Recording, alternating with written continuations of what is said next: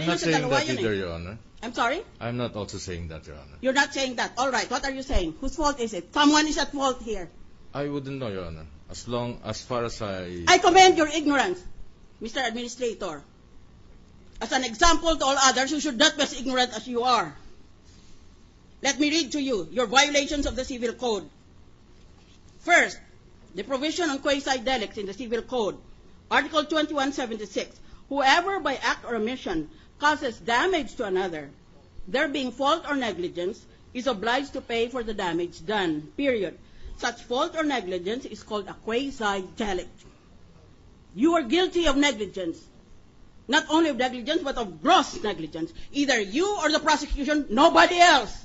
Since this is a physical world and we do not belong in the spiritual universe, we do not accept that there are spiritual implications on that dimension in our universe. Someone was guilty of negligence or gross negligence.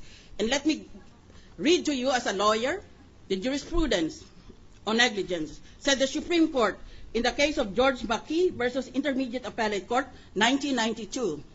There is negligence when there is a breach of duty or failure to perform the obligation, and there is gross negligence when a breach of duty is flagrant and palpable. That's what you are doing. You are in flagrant and palpable, grossly negligent of your duty. You knew that this was going to be used to try and destroy an incumbent public official. You should have been much more careful not to implicate other people or to raise the wrong suspicions in the mind of the neutral viewer or reader. You did not do so. You just asked for a printout, and the moment it got into your possession, you just sent it out.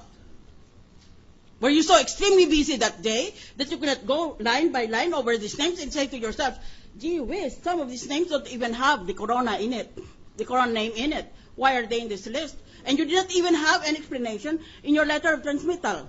You did not say, for example, this list was produced under the trace-back system. This will explain why there are names there which are not the name Corona. Because we are using a system that traces back the original certificate of title to its original owner and all to whom it was passed until it came into the possession of the present owner. You didn't even say that. You didn't even say, please check this for accuracy, because we are working only with raw data. You didn't say anything. We have your copy of your letters distributed to us.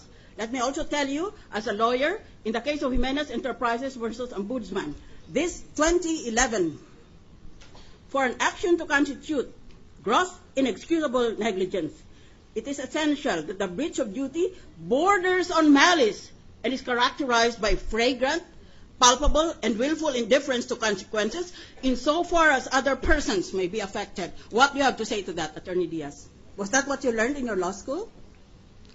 You knew it would affect adversely other people, have no relation whatsoever to this case.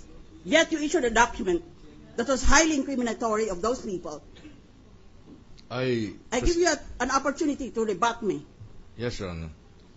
First of all, Your Honor, I am not a party to this case. I would have assisted also the defense team if they requested for some documents for their use or research. I would have even presented to this honorable tribunal, Your Honor, if I was requested. And it is that fact that I did not have to review these documents lest I be found biased to one party. Huh? You are going to review an official, you intended to review an official document and you abstain from reviewing because you might be accused of being biased, just checking for the facts? Is that what you're trying to tell me? Look at me, straight in the eye. That's what you're trying to tell me? We're both graduates of law school and we're both registered lawyers, and that's what you're trying to tell me? Yes, Your Honor. That is how it was, Your Honor. As I said, why am I not impressed by your answers, Mr. Diaz? Let me tell you what the test is. In a very, very old case, Picard versus Smith, this is the test.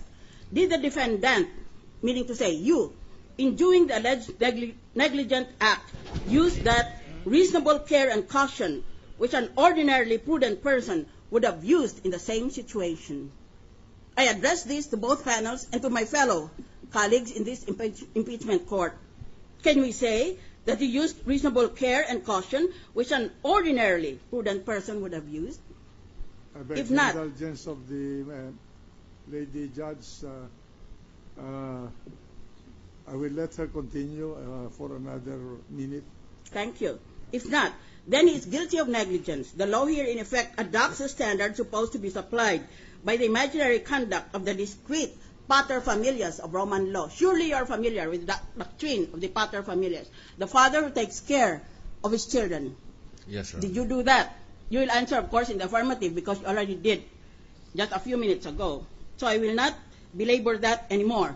I will go on, in view of the remarks of the presiding officer, to the text of the Civil Code, which I mentioned earlier. I was talking about quasi-delics. Now let me talk about human relations. Article 19, every person must, in the exercise of his rights and the performance of his duties, act with justice, give everyone his due, and observe honesty and good faith. That's what the Civil Code says.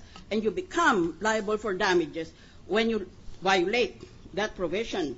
Your liability as LRA administrator will come from the Penal Code, particularly under Article 363. You are incriminating an innocent person. Any person who, by any act not constituting perjury, shall directly incriminate or impute to an innocent person the commission of a crime shall be punished by so and so. I believe as a judge that you are standing on the very brink of pushing the envelope. You're right there on the cliff. All I have to do is put out one finger and you'll fall right down. You've been trying to incriminate innocent persons. In fact, in the case of Companano versus Datuin, 207, as early as that Supreme Court said, the crime of incriminating innocent persons consists of, for example, planting evidence. Are you sure that you are not planting evidence with the issuance of that list? As for the liability of prosecutors, I ask you gentlemen to study your canons of judicial conduct. It is very clear from the jurisprudence on the basis of those canons that you are likewise in the same geographical position as your client. You are teetering on the brink of criminality. Thank you, Mr. President. All right. Majority Floor Leader.